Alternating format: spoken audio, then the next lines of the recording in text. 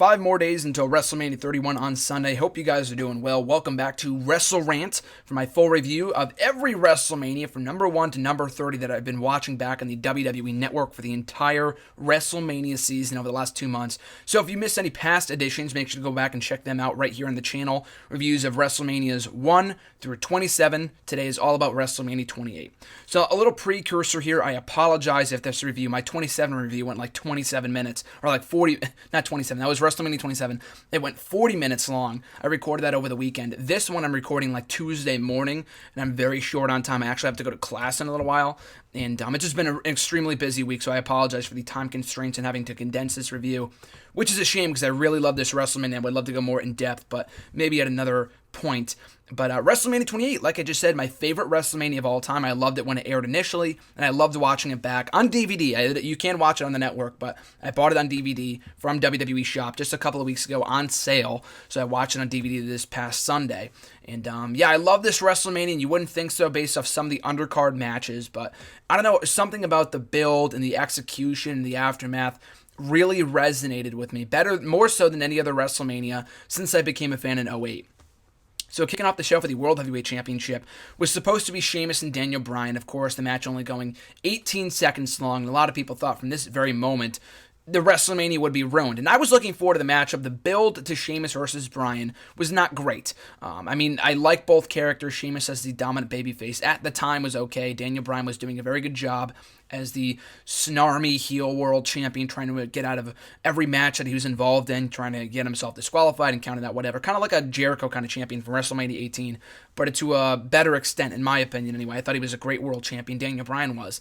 And the build wasn't really there, even though they had the history from the year prior, from when they got shafted off the WrestleMania 27 card, which I ranted about in my last video. But this was their chance to have a great, grand opening match for WrestleMania, and they were given that slot. And I didn't necessarily like the fact they kicked off the show. They kicked off the show on a high note, no doubt. But I don't necessarily agree with having the World Championship. If you're trying to make it as important, it doesn't matter now because there's only one World Championship, and that's why they eventually did away with it because it didn't mean as much as it once did. But much like at WrestleMania 27, there really should not have been any need to have that championship kick off any WrestleMania. It just devalues it even more. And having it change hands in 18 seconds, I guess, reading at that time, they were trying to break the record for a shortest world title match in history, to not break the record of the Kane and Chavo Guerrero match, the ECW title match from WrestleMania 24. And I don't know if they even consider the ECW a world title. I don't think they do. I don't know what they were going for here. But it backfired. And maybe they just had time constraints. That's very much the case. But they very well could have just scrapped one match. I could have done without the Divas match or whatever, since that was really nothing notable. There was really no feud going into that, and I'll get to that in a couple minutes. But I would have liked a great wrestling match. Granted, the positives that come out of this, we got that amazing match between them at Extreme Rules the following month in Chicago.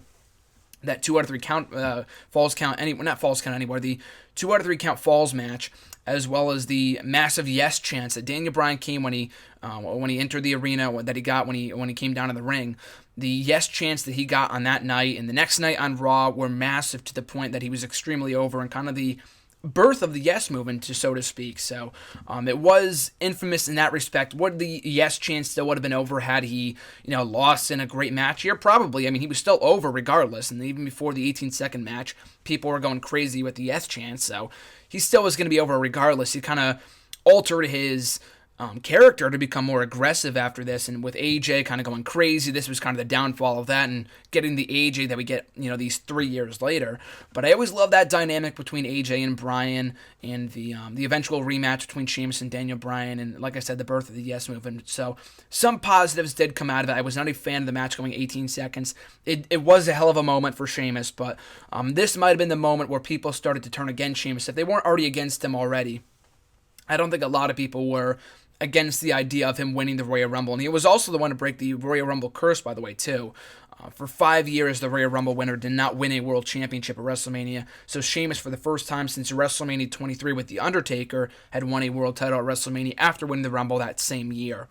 But yeah, I mean, I think this was the point where people started to get sick of Sheamus for burying people. I don't think he ever buried anybody, but just the shoving down our character, shoving down our throat character that he had for quite some time, and hopefully he comes back as a heel after WrestleMania or at WrestleMania itself. But still, though, it was a moment to kick off the show. Not the best way. A lot of people were very, very angry, but something good did come out of it. So there is always that positive there. Up next, Kane and Randy Orton, I thought having a very good match, almost going 11 minutes long, got some time. I thought that it had some good chemistry. The feud was really nothing to go crazy about, but I thought the feud itself kind of tying back, and I mean, I know they were kind of stretching a little bit, much like they did with Punk and Orton the year before. They're like, they're just thinking to themselves, we have really nothing for these guys, so let's just come up with something on the spot. And oh, look, they had that one altercation on that episode of SmackDown last summer, so I'm really glad they acknowledged that, because I'm a sucker for that kind of thing, but it would have been better had they, come up with a storyline that actually made sense. I mean, the storyline did make sense, and they did harper back to that one altercation they had over the summer, but it just kind of screamed, it just was very apparent that there was nothing else for these two guys to do at WrestleMania. Kane was main eventing Raw for many weeks in their first few weeks of 2012, and Randy Orton, a former World Heavyweight Champion that probably deserved better at this WrestleMania, above the second slot. But the match itself I thought was really, really good. Kane surprisingly getting the clean win, beating Randy Orton on his birthday of all days, so not the best birthday for Mr. Randy Orton. But I thought it was a really good match, though, and it continued the feud nicely, and I thought a lot of good matches came out of this feud, including the no disqualification one on the subsequent edition of SmackDown, as well as the Falls Count Anywhere match at Extreme Rules the following month. So a good match, and accomplished what it set out to do, and giving Kane a clean victory. Kane clean victory. A tongue twister there, but it also furthered the feud as well. So it was successful in that respect. For the Intercontinental Championship, Big Show versus Cody Rhodes. So the whole storyline behind this was that Big Show had never gotten his WrestleMania moment, and up to this point he only had 3 wins at WrestleMania, all in tag team action. He had never gotten a singles victory at WrestleMania. So, I mean, it was very predictable to see where this was going with him winning at WrestleMania, but did it really have to come at the expense of Cody Rhodes? And I know the Intercontinental Championship is the only title that he had not held up to that point. And he did make history on this show by becoming the first man, or I don't know if he was the first man, but I think Edge did it as well, and just simply making history and winning every active championship the WWE had to offer, including the WWE World Heavyweight, or Edge did not do this, but WWE World Heavyweight, ECW, US, IC, World Tag Team, WWE Tag Team, Hardcore, and maybe European. I don't think he was European champion, but definitely Hardcore champion. So no one had ever done that before, so he made history in becoming also a Triple Crown champion on this show. So yes, history was made, but the match itself was very lousy, and it should not have come at the expense of Cody Rhodes. I said this for months before the show, but that matchup should have been Cody Rhodes versus Goldust in a career versus title match, much like it should have been this year if Cody Rhodes or Stardust or whoever was the Intercontinental Champion, Cody Rhodes or Goldust was going to retire. Just a lot of bullshit, but so that's why I was not very happy going into this match, and I would have liked to seen Big Show face Shaq, which was rumored at one point, but they nixed Shaq appearing at the event, and they said, no, he's not appearing, and that was the end of that. He did not show up at WrestleMania, and no other rumors came out of it after that point, but so I don't know what that was about. But, yeah, I mean, the match itself was pretty mediocre. I would have liked Cody Rhodes to retain here, and he was one of the better, if not the greatest Intercontinental Champion in recent history. And for his reign to come, end in such lackluster fashion, with Big Show winning here in 5 minutes, no less. And Cody Rhodes was never really the same after that, in my opinion. I mean, I know he won back the belt like the month later at Extreme Rules, but it was a lousy reign. He held it for like a month before he dropped it to Christian. And then he did next to nothing before he finally turned babyface like a year and a half later, before feuding with Damien Sandow and getting the Stardust character eventually too, which also needs to go. But yeah, a pretty lousy match, but we got a moment out of it. Not a moment I necessarily liked, but it did give Big Show his WrestleMania moment so he could stop bitching and whining about that. So up next, the Divas match, Kelly and Maria Menounos tagging up against Beth Phoenix and Eve Torres. Your pretty basic Divas match. There was really nothing wrong with it. No one cared, but it was not a terrible match. I mean, I've seen worse women matches that had passed WrestleManias. I mean, Maria Menounos isn't bad either. I mean, Snooki I was not, overly satisfied with, overly enthralled about being involved in WrestleMania 27. Maria Menounos, I can understand. She's a wrestling fan. She's wrestled before. She's not the greatest in-ring technician of all time, but she actually is pretty good when given her limited spots. But she's also a huge wrestling fan, so I kind of understood that, but what really bothered me about this WrestleMania was that it should have been straight up Beth Phoenix versus Karma. Karma had just returned to the 2012 Royal Rumble, and she would never appear on TV after that point. I was waiting and waiting and waiting for her to come back, and she never did. She eventually got released because I don't think they thought she was ready to come back to enter in competition after her her baby did not something happened with her baby. I think she passed away during birth or something like that. And just a very sad story, and she was not able to come back to wrestling in the WWE anyway, so that they had to release her that summer, which really pissed me off because I really thought they could have done more with her in WWE, and hopefully she comes back one day. But that's what I thought this matchup should have been. Karma at the time in WWE, taking on the longest reigning, one of the longest reigning Divas champion in history, Beth Phoenix, at WrestleMania. And like I said, ultimately did not come to fruition. We got this matchup instead.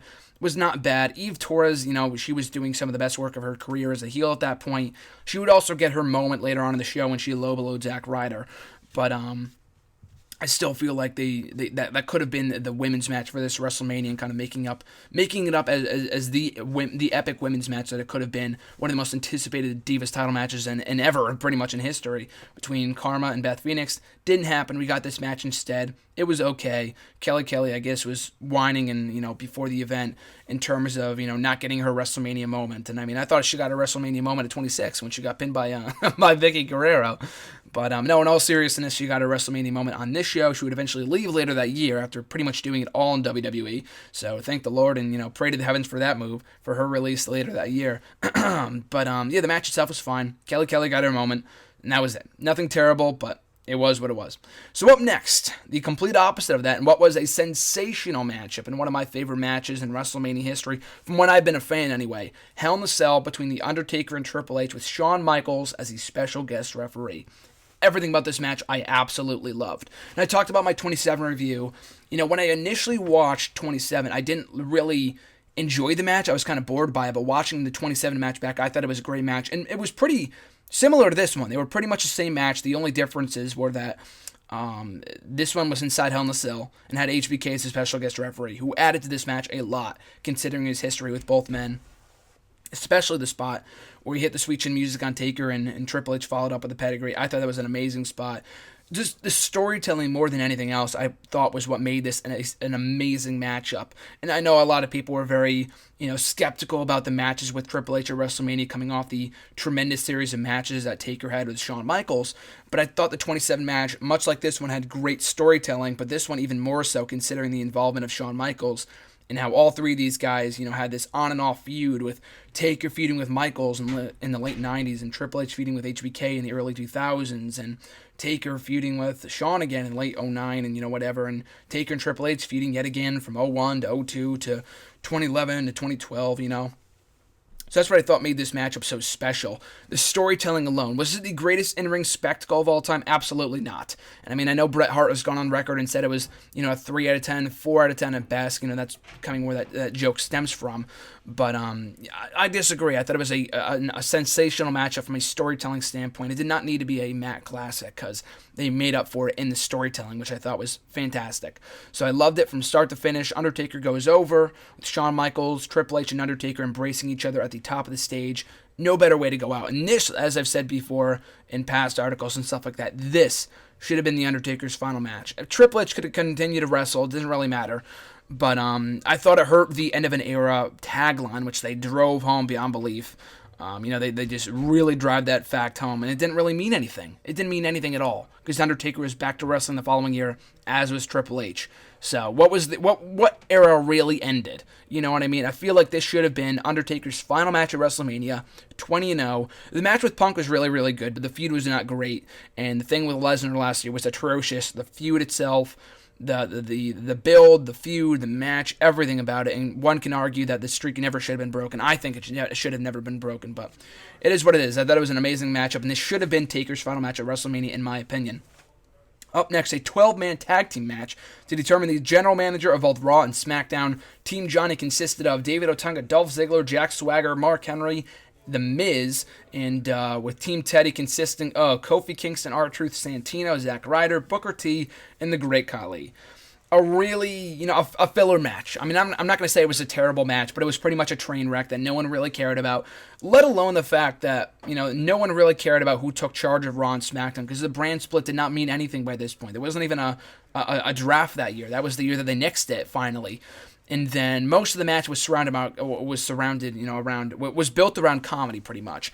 And there was so many people fucking ringside that made this, a complete train wreck with Johnny Laurinaitis and the Bella Twins and Vicky and Hornswoggle and Eve and Oksana. There's, too many people involved in this thing. It was your typical get everyone in the WrestleMania card match.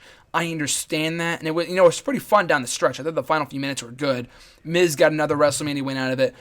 Eve turning on Zack was so predictable that we all saw it coming, and Johnny winning was pretty predictable too. So I was not a fan of this, but it had the aftermath with Zack and Eve been better, like with Zack, teaming up with someone to go up against even the Miz at Extreme Rules, like that would have been a great mixed person tag team rivalry with Edge, or I'm not with Edge, excuse me, with Zack Ryder getting his, where did Edge come from? With Zack Ryder getting his vengeance over Eve, but that Eve Edge, that's where it's coming from, Eve Edge. I'm getting confused here. Edge went in the Hall of Fame on the show.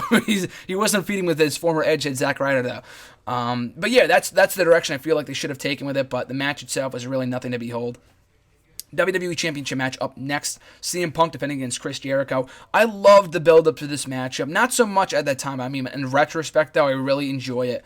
With the whole, the best in the world versus best in the world, which is what I feel like the entire feud should have been built around. But the incorporation of you're a bastard, your father's a drunk, your sister she smokes or something like that. Or maybe it was the other way around. Your father is an alcoholic, your sister is an alcoholic. Something like that. I thought it was great. I thought that made it a lot more personal, and it made people want to see Punk get his hands on Jericho on the grand stage. The stipulation that Big Johnny added at the last minute with Punk, had he gotten disqualified, he would have lost the title, that was unnecessary, and it kind of hindered the match more than it helped it early on.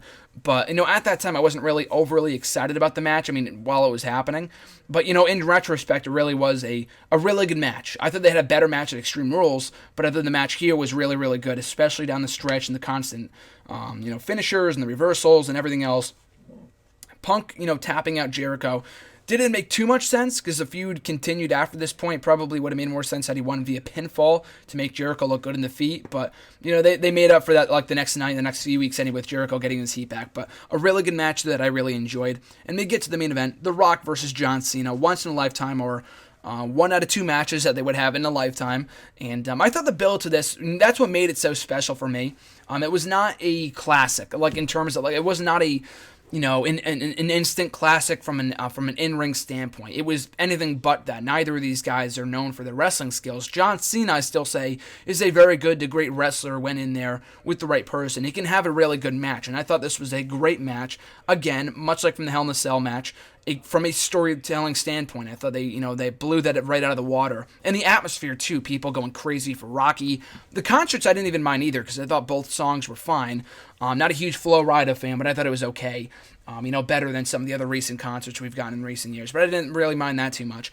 But the match itself, I thought, accomplished, that excitement and feel. You don't really get that same feeling watching it back because at that time, watching it back, who won. But as it was happening, though, you really had no idea who could come out of this thing victorious. So you were sitting on the edge of your seat after every finisher, and that's what made this matchup so great, especially down the stretch from an emotional standpoint, and Cena going for the people's elbow, only to be caught in the rock bottom. A great finish. I thought that was fantastic. Kind of Cena's one slip-up cost him the biggest match of his career up to this point.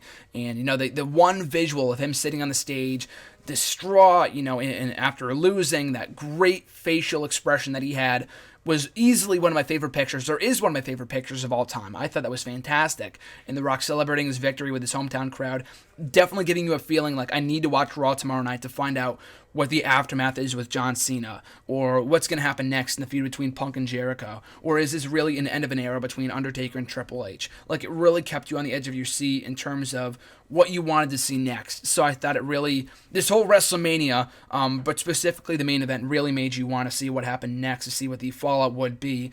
The rematch was completely unnecessary. I know they signed on for it when Rock first came back, but I still don't agree with the rematch. I know that made sense from a financial standpoint to do, but After this match, the build was so great, the match itself was very exciting, that there was really nothing that was going to top that, and the WrestleMania 29 match was a bust, and I'll talk about that in my 29 review. But on the whole, still stands after watching this WrestleMania. My favorite WrestleMania of all time. I thought it was a great WrestleMania. The best of all time? Not really, because the undercard was not great. I thought the undercard was okay. It made a moment with the world title match. Kane and Orton I thought was really, really good. Probably the best match in the entire undercard. The Divas match was fine. The Intercontinental title match was throwaway. Did not really enjoy that. But Team Johnny versus Team Teddy served its purpose. But the three main events over-delivered. I thought they were phenomenal. Taker and Triple H, Punk and Jericho, Rock and Cena. So watch this WrestleMania only for those three matches. But watch it on the whole, though, because I thought it was a great WrestleMania and easily the best since 24, in my opinion. And 30 would be better than 28, I think. But, in terms of creating more moments, I mean, that can really be debated. But nevertheless, watch 28. I thought it was a great show. So in the meantime and in between time, folks, thank you guys for listening, watching. Make sure to support WrestleRant and the YouTube channel by liking, commenting, subscribing, and sharing this video. All support is greatly appreciated. You can find me on Twitter at WrestleRant, on Facebook at Graham Jason Matthews. Stay tuned until Saturday for my full review of WrestleMania 29. Catch you guys then.